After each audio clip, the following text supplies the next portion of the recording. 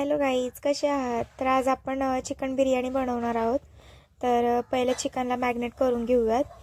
तर पहिलं तर अद्रक लसूणची पेस्ट टाकली आहे मी आणि तळून घेतलेला कांदा टाकून घेतलाय। तो तुमच्या अंदाजाने टाकू शकता तुम्ही, तळलेला कांदा आणि कोथिंबीर आणि पुदिना चिरून ठेवला होता मी आणि तोच टाकलेला आहे त्याच्यावरती, बघू शकता तुम्ही।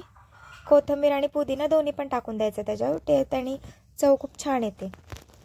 आणि त्यानंतर आपण टाकणार आहोत दही।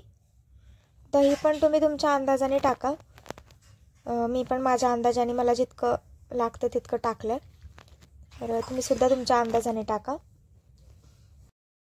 दही टाकून झालं, आपण मसाले टाकून घेणार आहोत सगळे, जसं की लाल मिरची पावडर, हळद, चिकन मसाला, परत काश्मीरी लाल मिरची पावडर आणि बिर्याणी मसाला, चिकन मसाला, हे सगळे मसाले आपण आता ह्याच्यामध्ये एक एक करून टाकून घेणार आहोत। मीठ चवीनुसार टाका तुमच्या। आणि सगळं टाकून झालं की मग आपण एकजीव करून घेणार आहोत त्याला, सगळं मिक्स करायचं।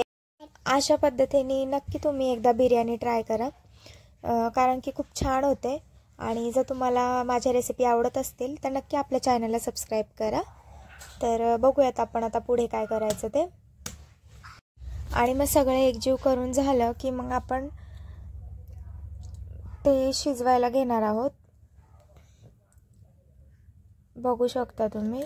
अशा पद्धतीने तुम्ही एकजीव करू शकता, सगळं मिक्स करून घ्यायचं, मग ते व्यवस्थित सगळं लागतं। थोडासा लिंबू पण पिळला होता मी, कारण लिंबूनी पण चव येते, तर तुम्ही सुद्धा नक्की लिंबू टाका, लिंबू पिळून घ्या। आणि मग आता आपण कढई ठेवून घेऊयात, कढईमध्ये तेल टाकूयात आणि तेल 5 ते 10 मिनटं थोडंसं गरम झालं की मग आपण त्याच्यामध्ये चिकन टाकून देणार आहोत।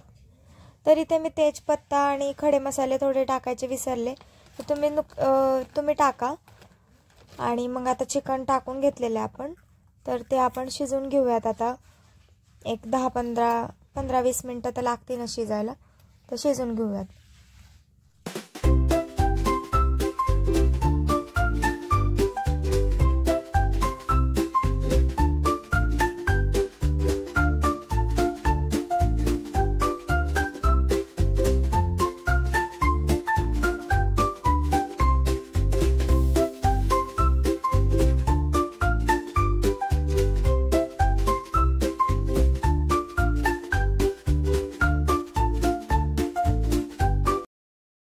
तर एकीकडे बिर्याणी राईस पण आपण शिजवायला टाकला होता, तर तो पण झालेला आहे शिजून। तर मग आता चिकन पण शिजून झालं होतं, तर मग आपण आता थर लावून घेऊयात एक एक करून। तर मग राईस टाकलेला आहे, त्याच्यानंतर तळलेला थोडासा कांदा त्याच्यावरती टाकून द्यायचा आणि तुम्हाला टाकायची कोथिंबीर पुदिनासुद्धा तुम्ही टाकू शकता। आणि कांदा वगैरे टाकून घेऊन थर लावून घेऊयात।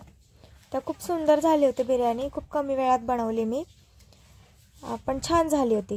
तर तुम्ही सुद्धा नक्की बनवा आणि कशी वाटली नक्की कमेंटमध्ये सांगा।